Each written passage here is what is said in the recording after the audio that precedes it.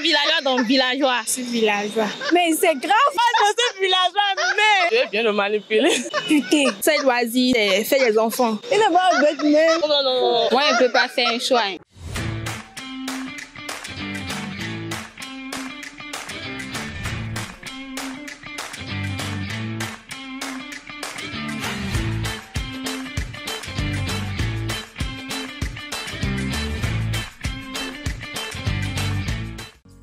Amis internautes, bonjour, je suis contente de vous retrouver pour ce nouveau numéro de votre émission préférée, La Voix Pop du Fou Rire. Alors, la question du jour est celle-ci. Quelle préférence vous avez entre avoir un mari issu d'un monde rural et un mari issu de la ville, un mari citadin, comme on le dit? On y va pour connaître les réponses des unes et des autres. Let's go!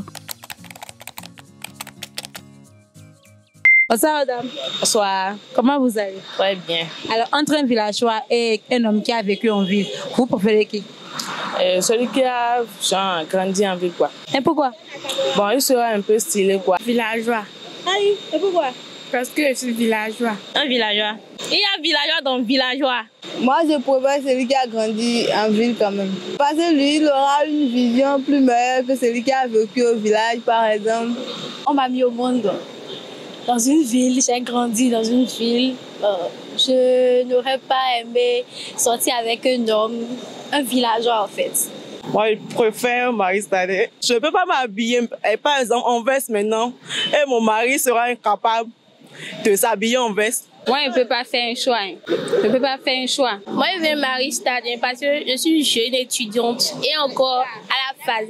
Je vais sortir maintenant comme une comptable dans une banque et j'aurai un mari qui a quitté le village et puis mal habillé ou bien quelqu'un. Non. Je préfère un mari citadin au détriment d'un mari villageois. Genre mes manières de faire, mes manières d'agir là, ça sera différent par rapport à celui qui vit en ville. En plus, sa mentalité sera différente de la mienne. Il va me dire de nouer un pain, alors que moi, je n'aime pas porter de pain. Mais genre permanemment là, c'est pas bon. Un mari villageois, il va me donner du maïs, igname, d'arachide, haricots.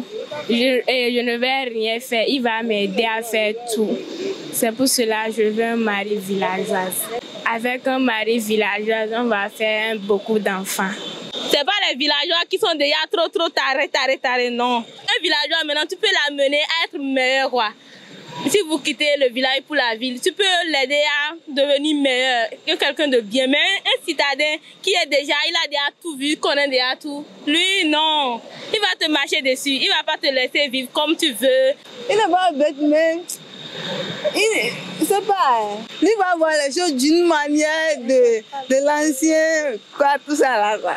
Il faut quand même avoir quelqu'un intellectuel, quelqu'un qui a reçu des civilisations modernes, par exemple. Comment il ira dans un restaurant et mon gars va marcher avec la main? Je vais me sentir tellement gênée, humiliée. Voilà, c'est le mot. Un villageois ne pourra pas discuter. Genre, il y aura certains sujets, il ne pourra pas discuter avec moi parce qu'il ne connaît pas les actualités, il n'a pas grandi en ville.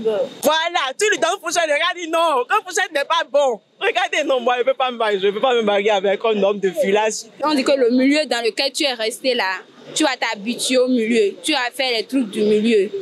Donc, on peut le changer. Et il va avoir les habitudes que tu veux. Vu que j'ai grandi en ville, lui aussi il a grandi en ville, là, on pourra mieux se comprendre. Par contre, si je prends un mari villageois, il faudra le tchatcher, lui apprendre beaucoup de choses. Un villageois, certainement, son passe-temps favori, c'est le chant. Et ses loisirs, c'est faire les enfants. Et aussi, côté emploi, quand je vais vouloir m'habiller professionnellement, il sera contre. Par contre, l'autre, il sait déjà que ça, c'est le type professionnel. Nous sommes à la fin de cette émission. Écrivez vos réponses en commentaire, likez, partagez autour de vous. Bye bye, ciao ciao.